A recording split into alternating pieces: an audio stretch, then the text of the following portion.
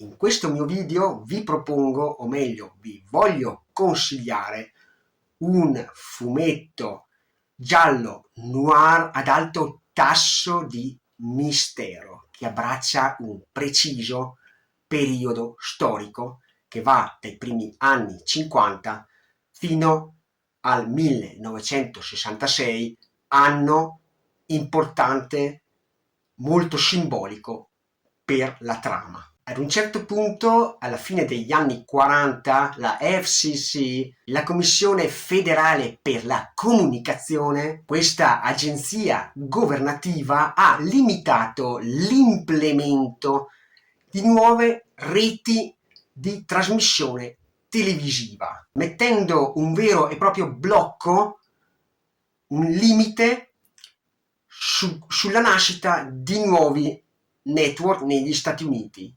Siamo a New York nel 1951 e la rete televisiva Le Monde trasmette quotidianamente la serie fantascientifica Satellite Sam, una sorta di telenovela a puntate creata e portata avanti da Carlyle White che, boom, in circostanze misteriose viene trovato morto. Ed ecco che parte l'ossessione del figlio Michael per scoprire la verità, convinto che dietro a tutto ciò ci sia una delle tante donne ritratte nelle fotografie sosse scattate dal padre e ritrovate in casa della vittima, appese alle pareti come fossero dei trofei di caccia.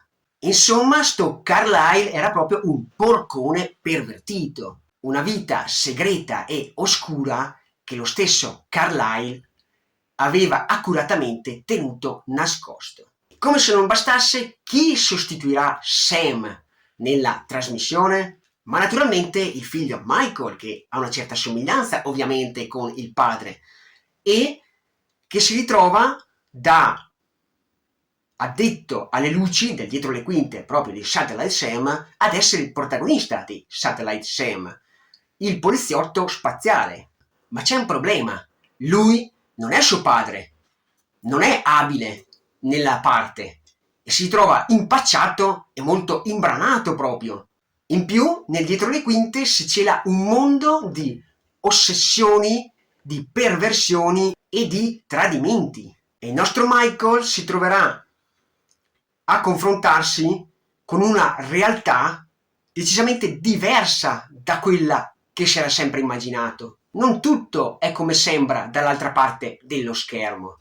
C'è qualcosa di molto più marcio a sorreggere la farsa. Qui direi Matt Fraction, grazie soprattutto alle manine, oserei dire, del nostro Howard Chaykin, crea una storia che assomiglia più ad una pellicola cinematografica, perennemente in corsa, con ritmi serrati e con il salto continuo da un personaggio all'altro, dal presente al passato, che richiedono al lettore un certo impegno per restare sul pezzo.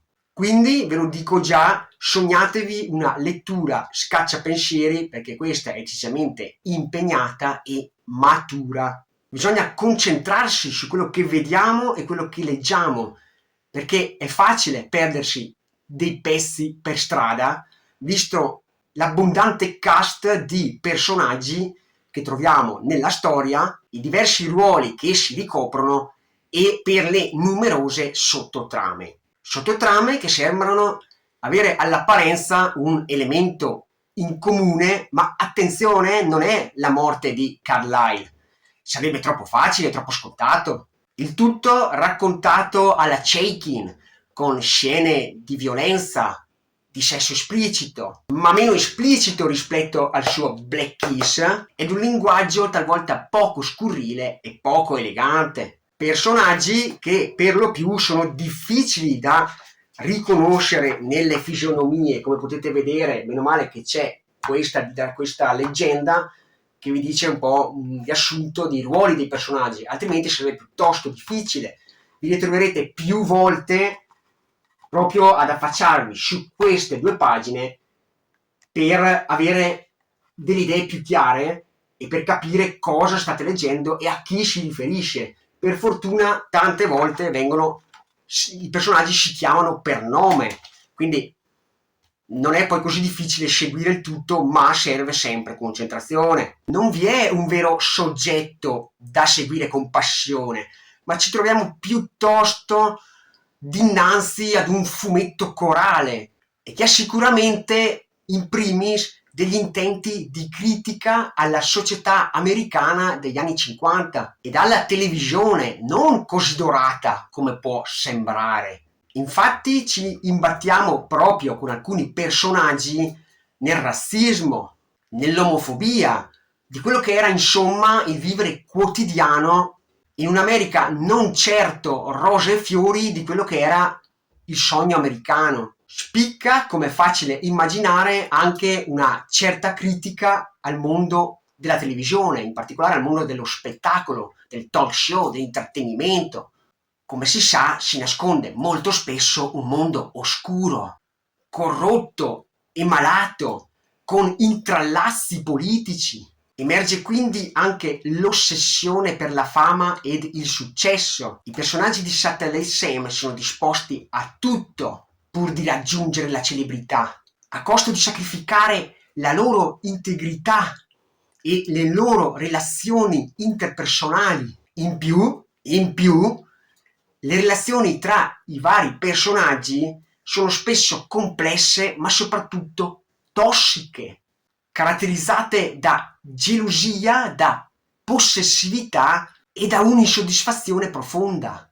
Il mistero che si cela dietro la morte del direttore della trasmissione, di Carlyle, è soltanto, come piace dire a me, espediente narrativo per muovere altro, per raccontare altro. Infatti Chaikin è molto legato alle radici americane e gli piace raccontare molto spesso la parte più scomoda, più torbida di questa società. C'è un lavoro di ricerca da parte di Fraction e di Chaikin proprio riguardante la televisione, il mondo dello spettacolo, il dietro le quinte. Ci sono proprio le fonti citate alle quali loro hanno fatto riferimento per buttare giù questa trama. Quindi anche qua non sono state fatte delle cose a caso, ma c'è un lavoro di fondo dietro e questo ci viene proprio raccontato da loro nelle varie interviste che troviamo alla fine di ogni volume.